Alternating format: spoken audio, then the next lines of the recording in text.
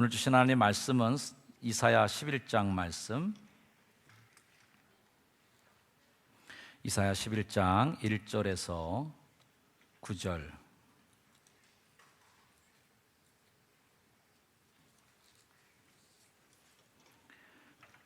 제가 봉독하겠습니다.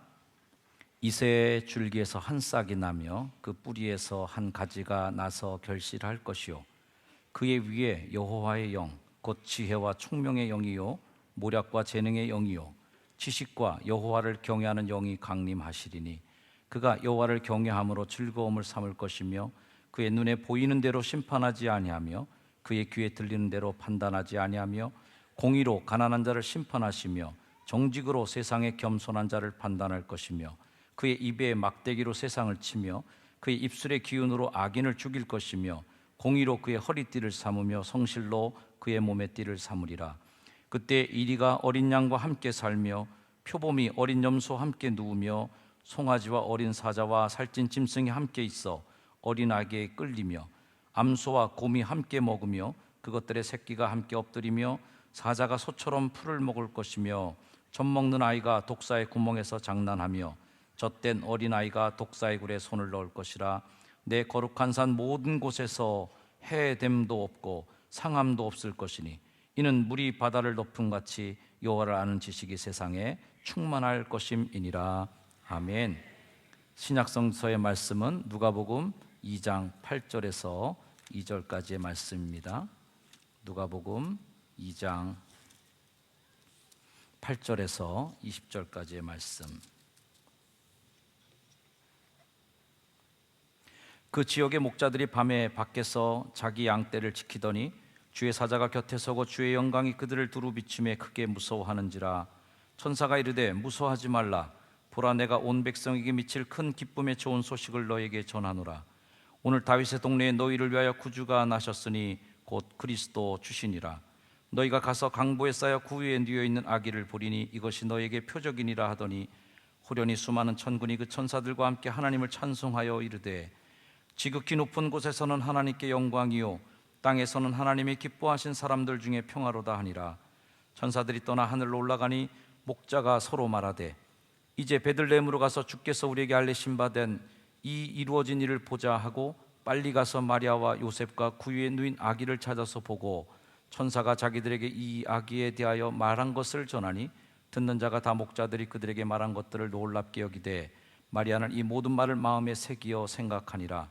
목자들은 자기들에게 이르던 바와 같이 듣고 본 그 모든 것으로 인하여 하나님께 영광을 돌리고 찬송하며 돌아가니라. 아멘.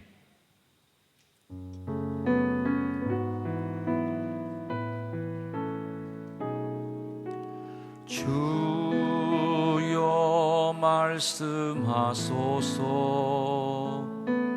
종이 듣겠나이다. 내 귀를 열어주소서. 성령이여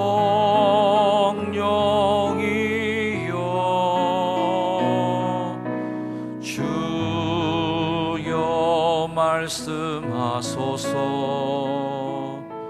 종이 듣겠나이다. 내 마음을 열어주소서. 성령이여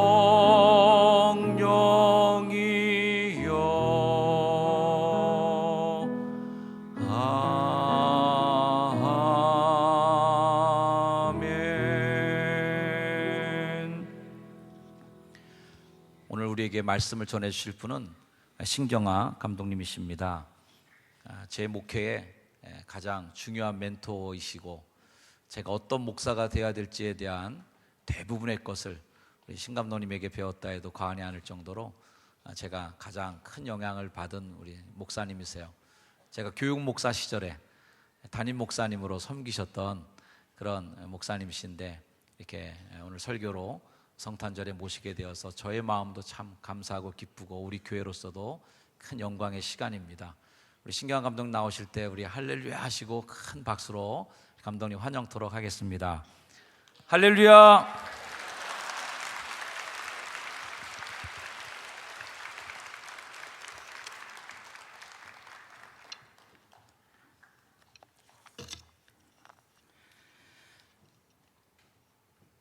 또 한 분 맞는 성탄의 은혜와 축복이 사랑하는 효성중앙교회 성도 여러분 가운데 가득하시기를 기원합니다. 오늘의 기쁨과 축복이 북한 동포를 비롯한 우리 민족과 지구촌 전 인류에게 함께 하시기를 소망합니다. 특별히 우리의 가난한 이웃들과 많은 실직자들, 아직도 울부짖고 있는 세월호 가족들에게 예수 탄생의 기쁜 소식이 빛으로, 희망으로, 위로가 되기를 바랍니다. 오늘 효성중앙교회를 방문하고 신실하신 목회자 정현수 목사님을 비롯한 장로님들, 성도 여러분들 뵙게 되어 반갑습니다. 성전 봉헌식에 다녀간 후 효성중앙교회의 지역사회를 위한 봉사와 섬김의 아름다운 소식을 들을 때마다 누구보다 기뻐하고 감사하고 있는 사람입니다. 그것도 혼자 하지 아니하고 이웃 교회와 함께 지역 사회 기관과 함께 나누는 섬김의 성숙한 모습과 사랑의 실천은 건강한 교회의 모델이 되고 있습니다. 데살로니가 교회처럼 효성중앙교회 성도 여러분의 믿음의 역사와 사랑의 수고와 소망의 인내가 계속 소문나서 신뢰를 잃어가는 병든 한국교회를 회복하며 민족에게 희망을 전하는 건강한 신앙 공동체가 되기를 진심으로 기원합니다. 얼마 전에 설교 부탁을 받으면서 저의 마음 가운데 여러 가지 과거의 모습과 또 고민이 생겼습니다. 왜냐하면 우리 정현수 목사님으로 말하면 문화 선교에 벌써 30여 년 전에 디지털 시대와 데알로그 시대에 대한 이야기를 했던 목사가 생각이 나서 이 시대가 지난 사람이 효성교회에 와서 말씀을 전한다고 하는 것이 여간 걱정스럽지 않았습니다. 얼마 전에 우리 감리교 인터넷 매체에 이런 제목이 있었습니다. 구닥다리 설교는 가라 하는 것이었습니다. 구닥다리 설교는 가라. 여러 가지 의미가 있겠습니다만은 오늘 이렇게 아름다운 찬양과 또 여러 가지 준비된 예배의 모습을 보면서 저는 저 자신이 예배에 참여하면서 큰 은혜를 받고 있다고 하는 말씀을 먼저 전해드리고 싶습니다. 성탄의 기쁨이 온 누리의 희망으로 빛으로 나타나기를 바라면서 성탄이 주는 진정한 메시지 몇 가지를 전함으로 은혜를 나누려 합니다. 성탄 이야기들은 복음서마다 다르게 여러 가지 뜻으로 묘사하고 있습니다. 그러나 그 모든 이야기들은 다음 몇 가지 차원에서 공통된 의미를 지니고 있습니다. 성탄을 축하하며 기뻐하는 우리 모두가 이 성탄이 담고 있는 메시지, 그 뜻을 다시금 헤아려 봄으로써 더 큰 은혜와 진리가 충만한 성탄절이 되기를 바랍니다. 마태복음 기자는 다음 세 가지 뜻에서 성탄 사건이 우리에게 복음 중에 복음이라고 해석하였습니다. 마태복음서의 증언에 의하면 천사가 요셉에게 전해준 성탄 소식은 다음과 같습니다. 정마리아가 아들을 낳으리니 너는 그 이름을 예수라 하여라. 그가 자기 백성을 그들의 죄에서 구원하실 것임이라. 죄에서 구원하실 것임이라. 그러므로 성탄 사건의 첫 번째 의미는 우리를 죄에서 구원하는 일이라는 데 있습니다. 여러분, 과거에서부터 오늘에 이르기까지 인간과 그 역사의 비극은 그들이 저지른 죄의 결과였습니다. 그러므로 사람은 자신의 죄에서 구원받지 않고서는 자신의 문제를 풀어갈 수가 없습니다. 2015년에 우리 한국은 실직과 무질서로 붕괴 위기에 시달린 한 해였습니다. 얼마 전에 한국 교수신문이 선정해서 발표한 2015년 올해의 사자성어는 혼용무도입니다. 교수신문은 나라의 상황이 마치 암흑에 뒤덮인 것처럼 온통 어지럽고 무도하다고 한 뜻으로 주석을 달았습니다. 그러면서 지성인의 최고 집단인 교수들은 설명하기를 어리석은 군주로 혼돈에 빠진 세상, 연초 메르스 사태로 온 나라의 민심이 흉흉했으나 정부는 통제하지 못하고 무능했으며, 중반에는 삼권 분립과 의회주의 원칙이 크게 훼손되었으며, 후반기에 들어서는 역사 교과서 국정화 논란으로 국력의 낭비를 초래하였다고 하였습니다. 한강의 기적을 자랑하던 한국인들에게 비정규직 문제라든가 젊은이들의 일자리 문제로 풀이 꺾인 참으로 부끄러운 한 해였습니다. 여러분, 그 근본 원인이 어디서 비롯되었습니까? 우리 한국인 자신들의 죄에서 비롯된 것입니다. 부패한 정치와 부정한 재벌들의 축제와 횡포로 빈부의 양극화가 심화되었으며 국민 1인당 6천만 원 이상이 넘는 부채를 안고 살아가고 있습니다. 이것이 오늘의 우리 한국을 병들고 욕되게 하였으며 우리를 낭패와 절망으로 몰아가고 있습니다. 한마디로 우리가 몸담고 있는 이 세상은 어두움의 세상입니다. 빛과 거짓을 분간할 수 없습니다. 예언자 미가는 예수의 탄생을 감지하고 미리 예고하기를 미가서 5장 2절에서 너 베들레헴 에브라다야, 너는 유다의 여러 족속 가운데서 작은 족속이지만 이스라엘을 다스릴 자가 내게서 나올 것이라고 하였으며, 예언자 이사야는 그 통치자의 통치 이념에 대해 나의 종을 보아라, 내가 그에게 나의 영을 주었으니 그가 뭇 민족에게 공의를 베풀 것이라고 예언하였습니다. 여러분, 오늘의 성탄절이 우리에게 즐겁고 기쁜 까닭은 우리를 위해 오신 통치자는 공의로 온 세계를 다스릴 것이기 때문입니다. 언제나 어디서든지 예수의 가르침과 다스림을 받는 백성들은 죄에서 구원받으며 주님의 공의가 강같이 흐르는 하나님의 사역이 시작되는 것입니다. 그래서 여러분, 우리 성탄이 기쁘고 즐거운 날이 되는 것입니다. 다음으로 목자들은 하늘의 군대와 천사들을 통해 다음과 같은 성탄의 메시지를 들려주었습니다. 가장 높은 곳에서는 하나님께 영광이요, 땅에서는 주께서 기뻐하시는 사람들에게 평화로다. 목자들은 지체하지 않고 유대 땅 베들레헴으로 달려갔습니다.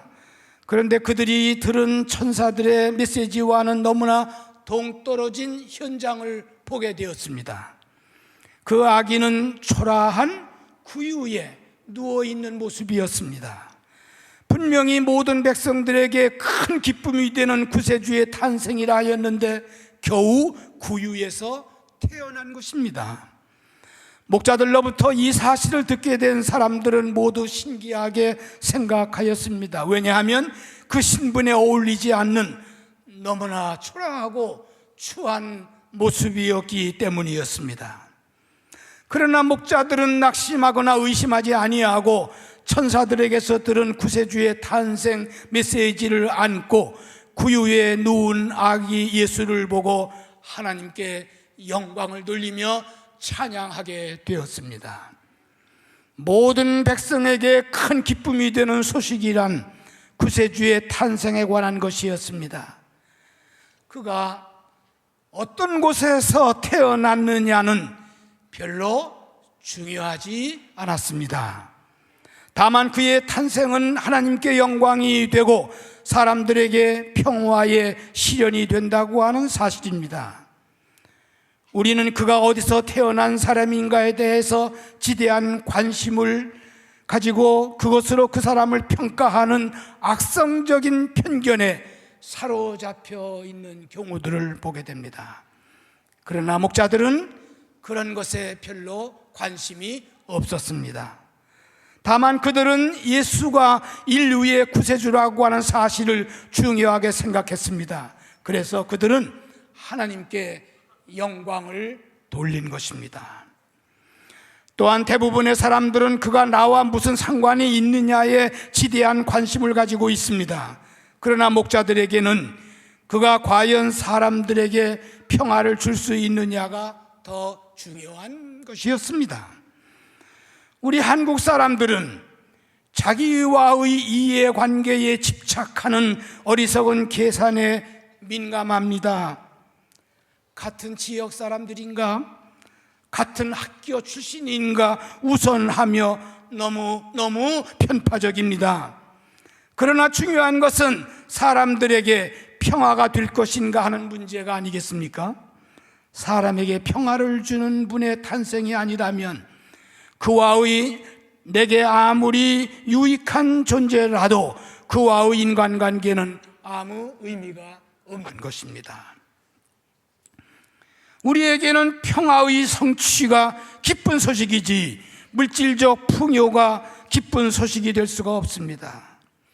여러분, 나이 드신 어른들은 다 경험하셨습니다마는 5, 60년대의 빈곤한 시대에는 좀도둑이 성행했었지만 풍요로운 오늘의 우리 사회에는 대도가 판을 치고 수백 수천억이 왔다 갔다 하는 현실을 누가 부인하겠습니까?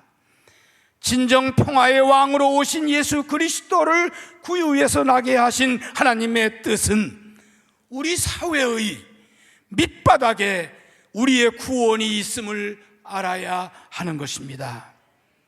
우리 민족은 오랫동안 남북이 분단 상태로 있었기 때문에 평화와 안정을 혼돈하는 경향이 있습니다. 평화와 안정을 구분하지를 못하고 있습니다. 그러나 여러분, 평화는 하나님의 선물이지만 안정은 인위적인 것입니다. 안정은 힘으로, 총칼로, 돈으로, 정치적인 흥정으로 얻을 수 있지만 평화는 하나님의 은혜가 없이는 이룩할 수 없습니다. 자신의 이익을 위하여 다른 사람을 희생시키며 정죄하는 자는 바로 평화의 파괴자입니다. 지금 세계는 끊임없는 전쟁의 소용돌이 속에서 빼앗고 죽이는 만행에 시달리고 있습니다. 지구촌에는 곳곳에 수백만 명의 난민들이 방황하고 있습니다. 그러므로 지금 이 땅의 절대절명의 과제는 평화가 이루어져야 한다는 것입니다.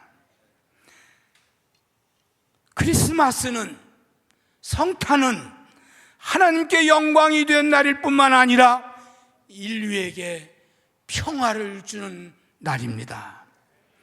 예언자 이사야는 탄생하신 그리스도를 가리켜 왕좌에 앉아 국권을 강대하게 하고 끝없는 평화를 이루며 그 나라를 법과 정의에 굳게 세우실 것이라고 찬양하였습니다.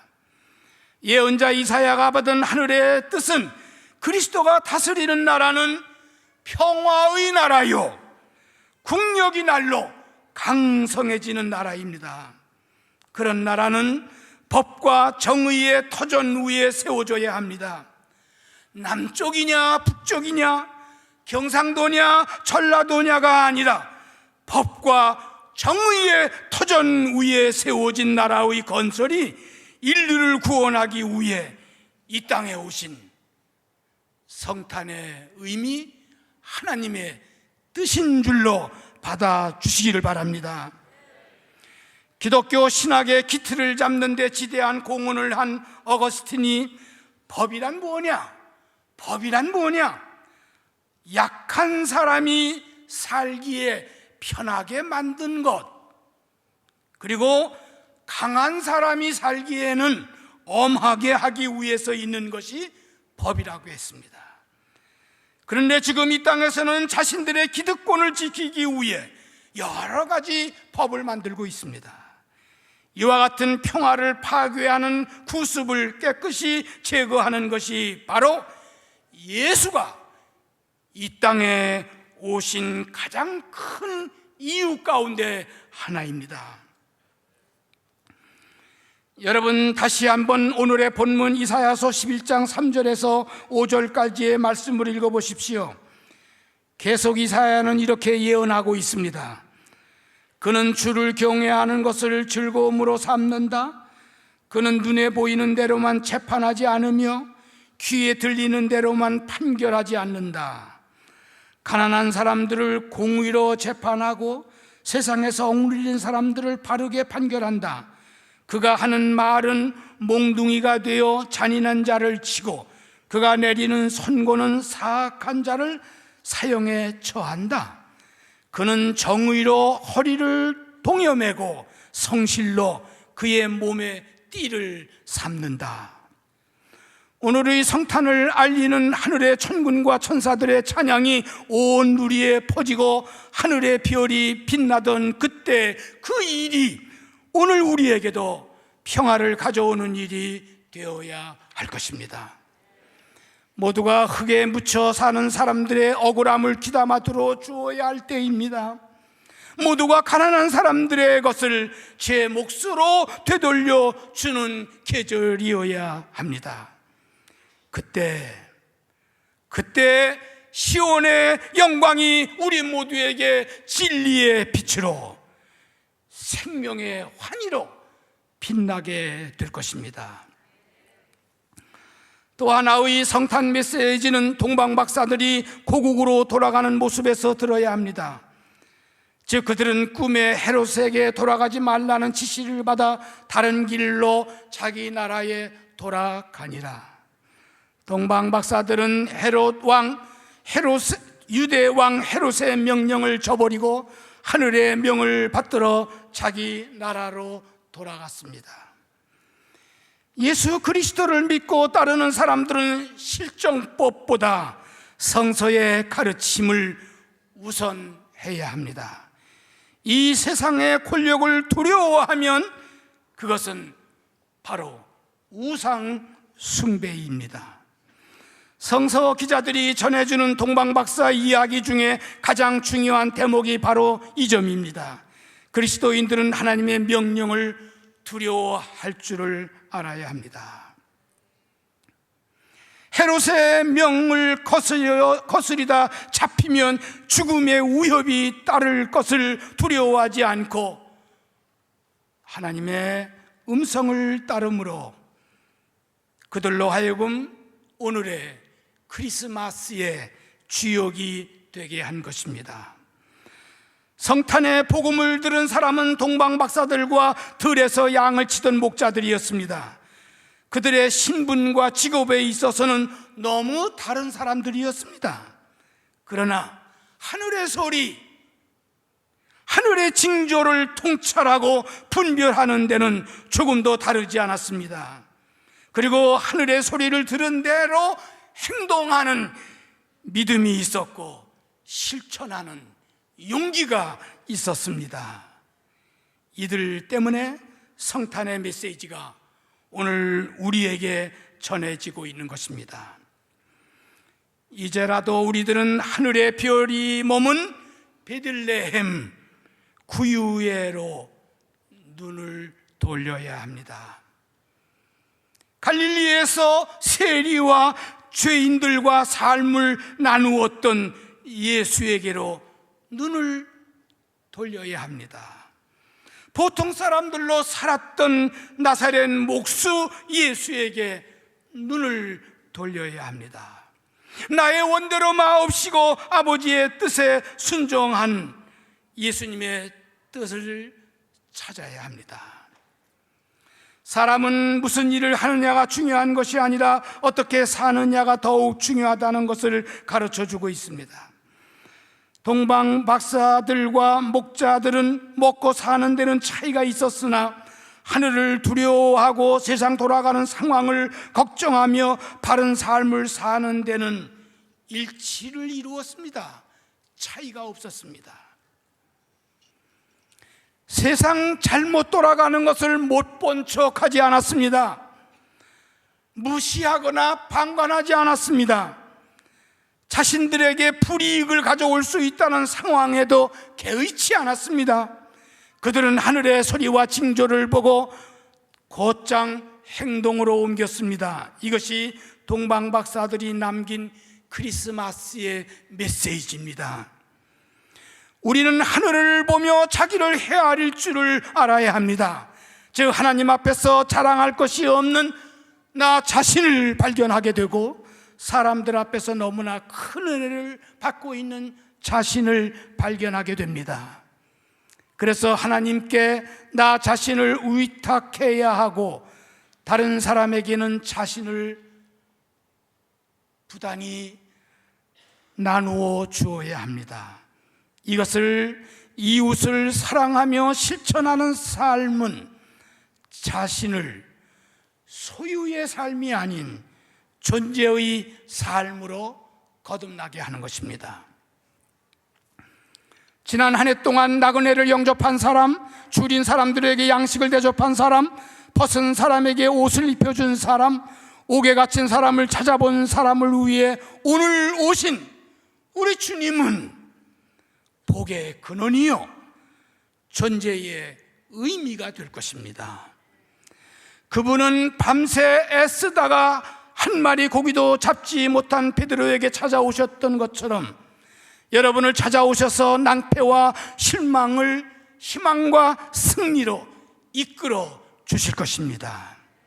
그분은 공포와 불안 가운데 예루살렘을 떠나 엠마오로 가던 두 청년에게 나타나셨듯이 불투명한 새해의 정치, 경제적 상황에 도전해야 할 여러분에게 가까이 오셔서 하나님의 말씀으로 용기와 믿음을 불러 일으켜 주시리라고 믿습니다.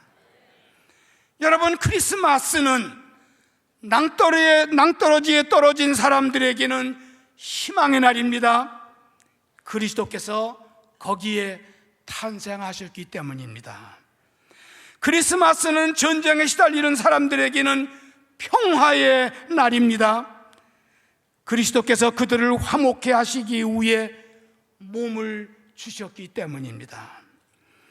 또한 크리스마스는 그리스도 안에 있는 사람들이 새로운 피조물로 거듭나는 날입니다. 썩어져가는 옛사람을 벗어버리고 하나님을 따라 참된 의로움과 거룩함으로 새 사람이 되는 날입니다. 다른 사람에게 들려지는 메시지가 아니라 오늘 성탄절 예배에 참여하는 효성중앙 가족 여러분 모두에게 이런 감격과 은혜가 가득하시기를 주의 이름으로 축원합니다.